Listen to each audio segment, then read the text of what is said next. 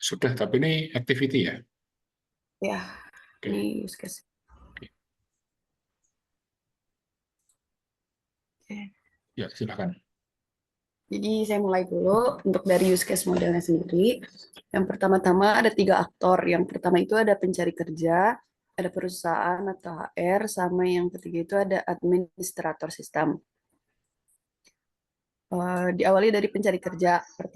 Pertama-tama pencari kerja akan melakukan login, kemudian dia akan masuk ke memilih menu utama. Dalam memilih utama ini ada 3 pilihan, yaitu yang pertama dia membuat profil, yang kedua dia mencari lowongan, yang ketiga dia dapat melacak aplikasi. Selanjutnya, dalam perusahaan HR, dia pertama-tama dia juga akan melakukan login, kemudian dia akan masuk ke memilih menu utama. Dalam memilih utama ini ada 3 pilihan. Yang pertama membuat lowongan, yang kedua mencari kandidat, yang ketiga mengelola proses rekrutmen. Dan yang ketiga ada administrator sistem seperti 2 aktor sebelumnya, dia juga dapat melakukan login, kemudian masuk ke memilih menu utama. Di dalam memilih utama ini ada 3 pilihan. Yang pertama mengelola akun, yang kedua mengakses pemeliharaan sistem, dan yang ketiga mengakses data. Ketiga aktor ini setelah melakukan ini dapat melakukan login. Mungkin untuk use case-nya begitu, Pak. Apakah bisa dilanjut di activity? Login apa logout. Terus kemudian yang saya tanyakan mengakses keamanan data sama mengakses pemeliharaan sistem ini detailnya seperti apa ya? Maksudnya begini. Kalau itu apa istilahnya sesuatu yang kayak maintenance system itu misalkan ya update versi atau eh, apalah yang berkaitan dengan maintenance system ya itu kan tidak dilakukan di dalam sistem, artinya begini loh ya, oke lah misalkan kita login ke sistem gitu ya, kayak di Windows itu kan kita hidupin komputer kemudian kita apa pilih check for update ya untuk update operating system maupun update keamanan misalkan kayak Windows Defender-nya. Nah, itu benar bisa. Tapi kalau di sistem kamu, ya ketika si administrator login, ya itu maksudnya mengakses pemeliharaan sistem itu yang bagaimana, sama mengakses Oh, keamanan data itu yang bagaimana. Ya itu yang harus kamu jawab. Ya, oke. coba. Hmm. Kalau kalau mengakses pemeliharaan sistem di sini itu maksudnya kayak admin itu tuh dapat memantau log aktivitas dan performa sistemnya sendiri gitu. Terus dalam Hmm. mengakses pemeliharaan sistem dia juga dapat melakukan perbaikan atau memperbarui sistem. Nah, untuk mengakses keamanan data sendiri di sini, di situ tuh admin tuh dapat mengkonfigurasi enkripsi data. Terus itu juga dapat menetapkan kontrol akses berbasis peran. Terus dia juga dapat memantau aktivitas yang mencurigai dan mengambil tindakan jika diperlukan, Pak. Oke, untuk mengakses log, ya. Kemudian mengatur peran pengguna, iya betul. Tadi yang pertama apa? Yang keamanan itu? Yang kalau keamanan itu dia mengkonfigurasi enkripsi datanya. Oke, mengkonfigurasi enkripsi data. Itu memang di dalam sistem ada seperti itu atau itu di dalam ininya? Maksudnya gini, ketika kamu buka sistem itu, kamu login, kamu masuk administrator, itu memang bisa mengkonfigurasi di dalam atau mengkonfigurasinya di luar. Istilahnya kamu setting di servernya atau di apanya lah, misalkan seperti itu. Atau memang bisa di dalam. Ibaratnya kayak di IASOL lah. Kita kasarannya kita login IASOL kan. Nah di IASOL itu bisa nggak si administrator mengkonfigurasi apa itu enkripsi atau apa? Nah kira-kira bisa nggak? Kayaknya sih kalau enkripsi sih nggak bisa. Paling hanya ngatur role pengguna ya. Jadi yang Hmm. dosen itu hanya bisa input nilai di kelasnya dia saja. Misalkan saya nih, saya ngajar kelas A gitu kan. Ya saya Ya. hanya bisa menginput nilai di kelas A. Kelas B yang seharusnya milih Pak siapa atau Bu siapa, ya nggak mungkin bisa saya inputkan nilainya. Nanti kan kacau kan, nggak bisa input. Ya. Nah, seperti itu. Itu kan berarti mengatur akses pengguna. Nah, ya betul. Tapi kalau mengatur enkripsi apa, data atau enkripsi sistem itu, nah itu yang masih saya pertanyakan. Maksudnya realnya seperti apa dan apakah benar itu memang dilakukan di dalam sistem tersebut. Kalau misalkan begini, Pak, update sistemnya saya lakukan nanti ibarat gini loh. Kalian, oh ya si Abner, si Abner. Nah, Abner itu kan KP-nya apa ya? Kamu bikin itu ya repositori ya, bukan bikin ya. Mengcast Ner, meng- ya ya oke oke. Nah, mengcustom repositori. Nah, dia kan mengcustom ya, mengcustom repositori. Ya, nanti kemudian diupload ke servernya Unagi misalkan ya kan, di live kan gitu kan. Nah, terus ditanya, coba sebentar, ini jangan pada masuk semua suaranya, nanti bingung nanti. Ya. Nah, eh, si Abner ini kan custom repository. Nah, customnya kan di localhost ya. Setelah siap, baru dia masukkan, baru di live kan ke server ya, dimasukkan atau diupload ke server. Kemudian baru bisa jalan, baru bisa tampil. Maksudnya diakses secara online gitu loh. Nah, kan berarti pengaturannya ada di belakang layar gitu loh. Ketika kita login di di repository ya, misalkan admin, username admin, password admin gitu kan nggak bisa kita mengcustom atas-atasnya yang tulisannya Setiadi, kalau kebetulan kan kita repositorinya pakai Setiadi. Nah, kan nggak bisa Setiadi itu diganti Unagi dan segala macamnya. Kita harus siapkan template dulu, custom dulu di belakang, semuanya rapi, baru kita masukkan. Masalah data kan bisa bisa bisa dipindahin kan. Nah, kurang lebih seperti itu. Nah, apakah seperti itu? Kalau seperti itu ya berarti di dalam sistemnya nggak masuk gitu loh. Ya, di use case sistemnya nggak masuk gitu loh. Tapi kalau memang itu bisa dilakukan di dalam sistem ya itu berarti masuk gitu loh. Itu Mbak Alia. Oke, berarti kayaknya bukan di dalam sistem deh, Pak. Berarti di mengakses keamanan data ini, si admin itu cuma bisa mengontrol Heeh. akses aja kayaknya. Iya, enggak apa-apa. Mengkontrol akses sama, maksudnya melihat log sama ini aja mengendalikan peran aja, peran pengguna, pengaturan peran pengguna aja. Oke, Ya, itu Pak. ya. Mungkin itu, Pak. Ya, Oke, kalau sudah kita lanjut ke activity coba. oke. Kita lanjut ke activity diagramnya. Di Ya. sini seperti tadi ada use case, itu ada 3 aktor. Nah, di sini saya bikin 4 partisi. Nah, yang Mm-mm. keempatnya ini adalah sistem pencarian dan rekrutmen. Ya, mulai dari mana dulu? Yang pencari kerja. Ya, Di oke. pencari kerja, pertama mulai, kemudian dia akan masuk ke memasukkan username dan password. Setelah itu, dia akan masuk ke sistem. Di sini dia akan memvalidasi username dan passwordnya. Nah, jika username dan passwordnya valid, maka Panah, dia akan, panahnya mana? Panahnya mana? ini Pak, Oh, oh, ini, oh, ini yang kamu. ini Pak. Mm-mm. Oh, ini kamu belokin ke bawah ya? Iya, Rumit, soalnya rumit. di sini banyak kan Pak. Iya, ya, oke, oke. Rumit, rumit juga ya nih ya. Ini kalau Iya. yang gambar cewek rumit memang. Ya, oke. Ya, lah, Gitu. Jadi, sebentar. Sorry, ya. tak potong dulu. Pencari kerja itu dia perlu di awal tuh perlu registrasi nggak? Apa langsung otomatis punya akun? Kenapa Pak? Pencari kerja itu otomatis punya akun username dan password atau harus registrasi dulu? Harus registrasi dulu sih sebenarnya. Nah, berarti kan ada dua pilihan. Dia sudah punya akun atau belum. Kalau belum kan Iya. dia harus registrasi. Kalau sudah, dia baru ya itu larinya memasukkan username dan password. Ya kan? Nah, oke ya. Berarti nanti diperbaiki ya di situ ya. Iya, Pak. Nah, Siap. oke. Yuk lanjut yuk.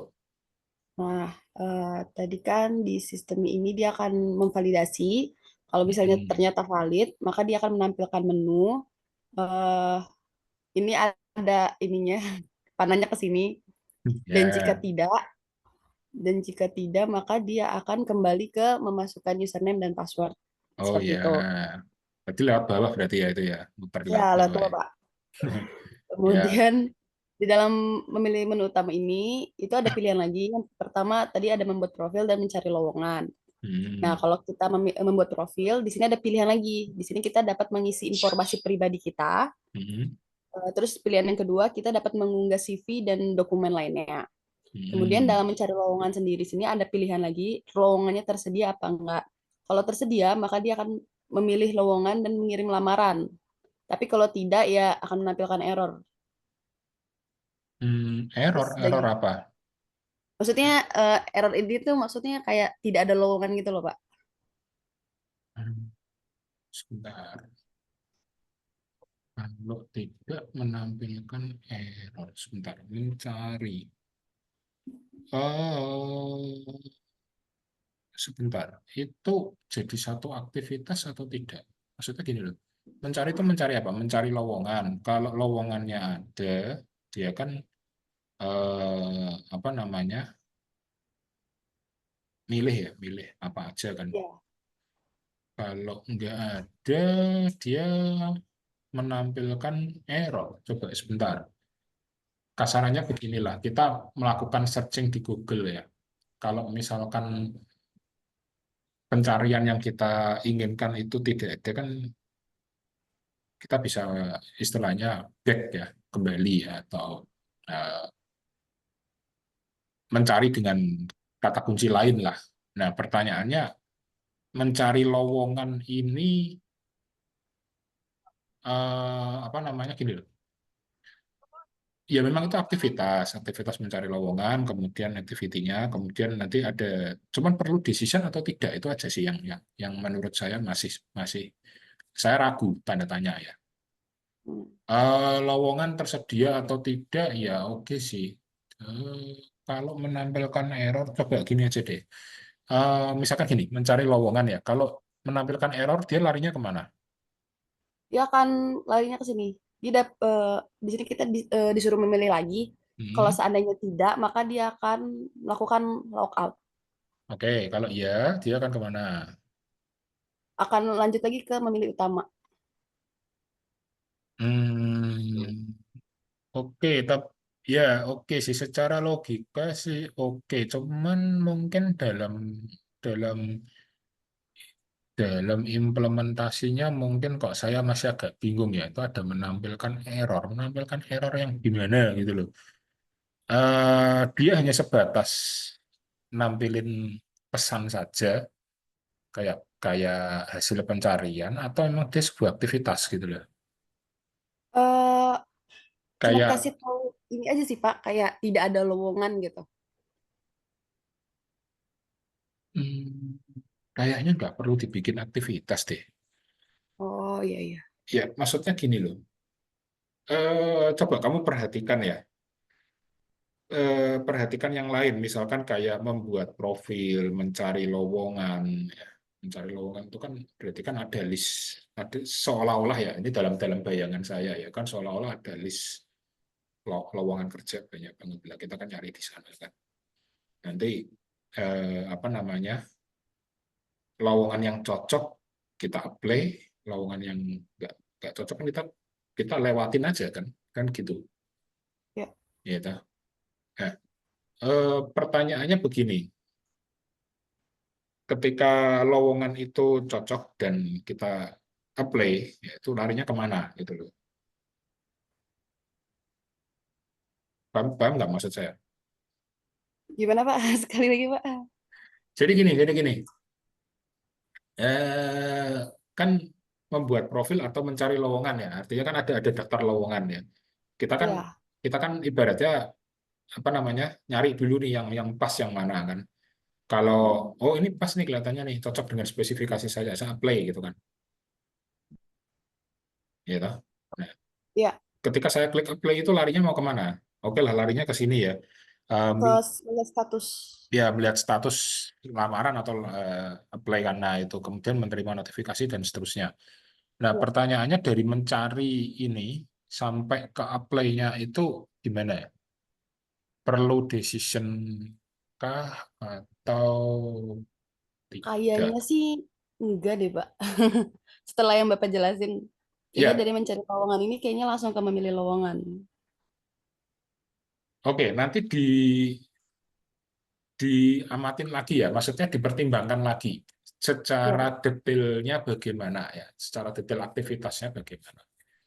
Ya, oke. bukan detail tiap aktivitas, maksudnya detail activity yang ada, aktivitas atau detail proses bisnis yang ada di dalam sistem kamu tuh nantinya kayak gimana ya. Bukan Iya, Pak. detail setiap aktivitas ya, nanti masuknya ke sekuen. Oke. Nah, Iya. itu kemudian gini, saya mau tanya, coba Mbak geser ke kiri sedikit.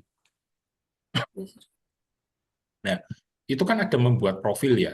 Membuat profil, Ya. kemudian ada dua pilihan ya, istilahnya kan ini loh, decision-nya itu dia pilih apa pilih lagi. Mm-mm.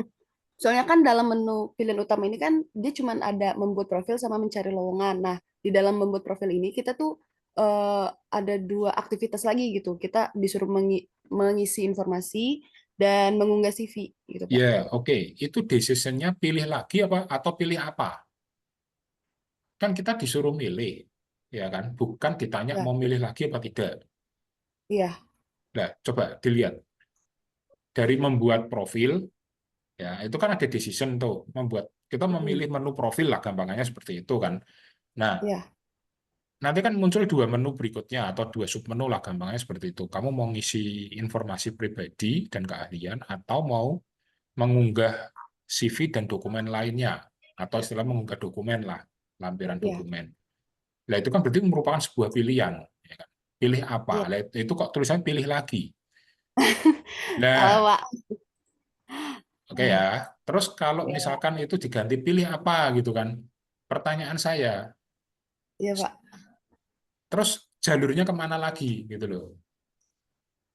eh Kalau Sebentar, Pak. ya oke, kalau nggak ada kan berarti stop di situ kan. Dia kayak kayak Iya, kayak dia mulai tapi nggak bisa selesai kan, mentok di situ kan. iya. Gitu.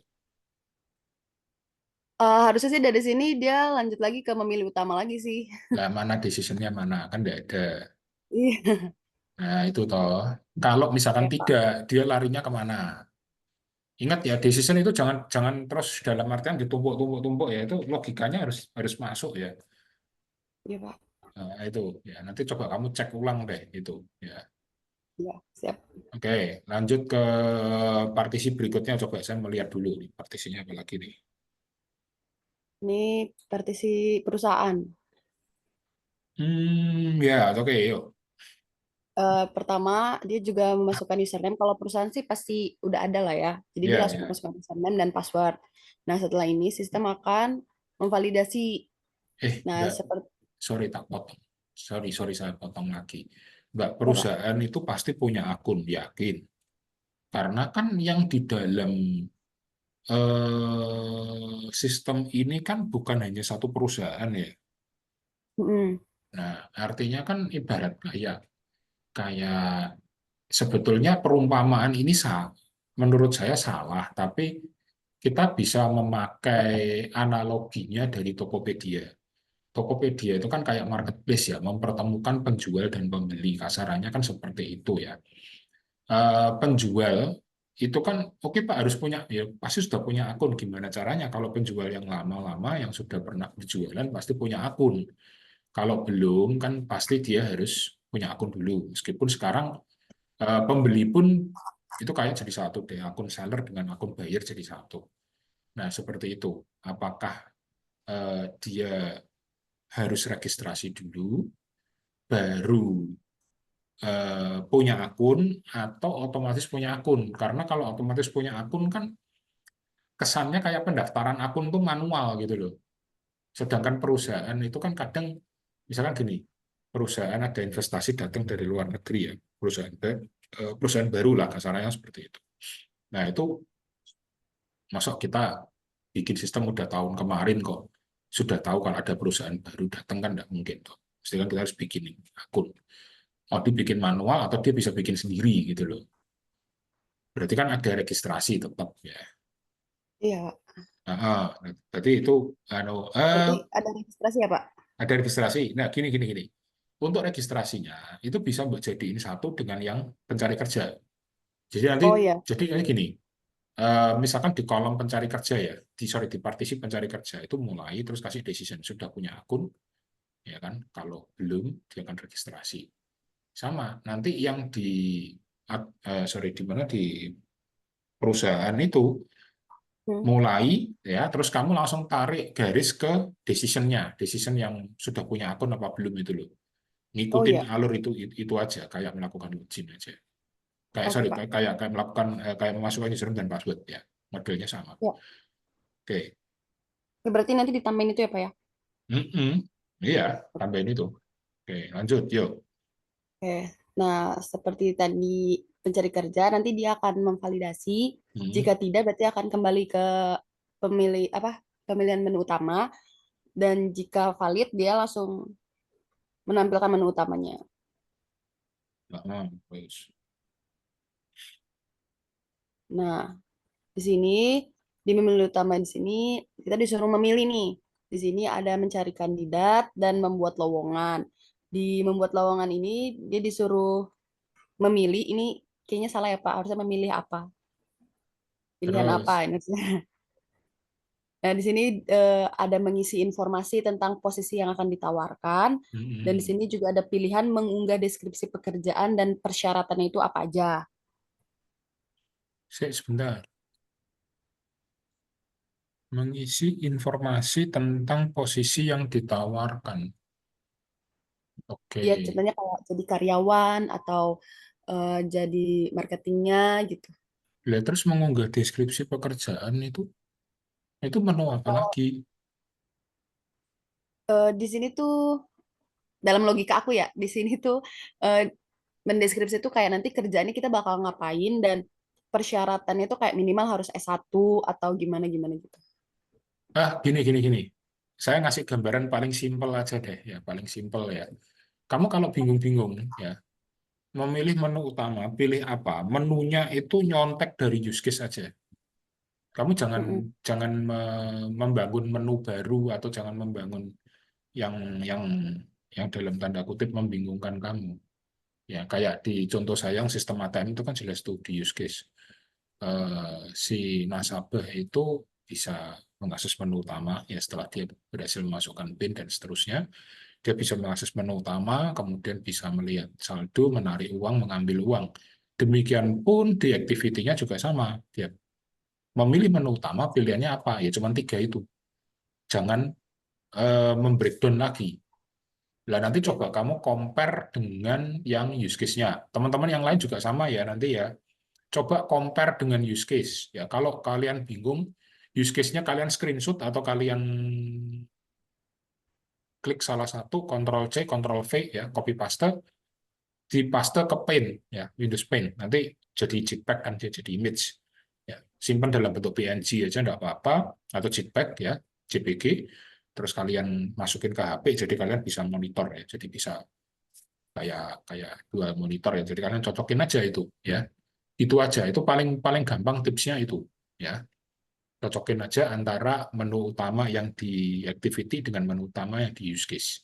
Meskipun tidak bisa serta-merta, Pak, berarti use case, sorry, si activity itu berarti nyontoh persis dari use case ya? Benar ya, activity itu berarti mencontoh persis dari use case. Tidak. Ya, karena di sini ada aktivitas memasukkan username dan password. Ya, kan di awal itu kan melakukan login ya. Nah, kemudian ada tanda notasi mulai dan seterusnya. Itu kan pasti beda. Ya. Soalnya gini, ini dari tempatnya Mbak Alea yang membuat lowongan kerja mengisi informasi posisi yang ditawarkan dengan mengunggah deskripsi itu sebetulnya sama ya, Oh, itu satu satu menu ya, satu ya. menu di mana di membuat lowongan. Kalau menurut saya loh, membuat lowongan itu ya sudah lengkap, ada jabatannya apa yang ditawarkan, berikut dengan deskripsinya, berikut dengan persyaratannya, berikut mungkin dengan estimasi gaji dan segala macam yang kalau memang mau lengkap, kalau enggak ya nggak apa-apa gitu. Ya, berarti sebetulnya ini tidak perlu ada decision lagi. Kalau menurut saya ya membuat lowongan tuh ya udah include dua ini. Gitu. Ya, Pak. Siapa?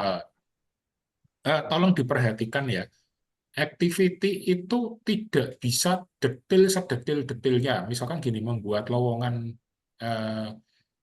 contoh ya, misalkan apa ya, ya, contoh gini, membuat lowongan atau mengupdate profil. Ya. Mengupdate profil itu kan kadang kita jadi satu kesatuan ya. Di atasnya kan kita nginput, misalkan apa tuh? Ya gampangannya ambil kasarnya ya, nama, tempat tanggal lahir, nomor telepon, alamat email, dan segala macam. Meskipun alamat email biasanya diambil dari ketika dia registrasi di awal, ya kan. Nama pun juga sama, ya. Dia biasanya ngambil dari registrasi di awal.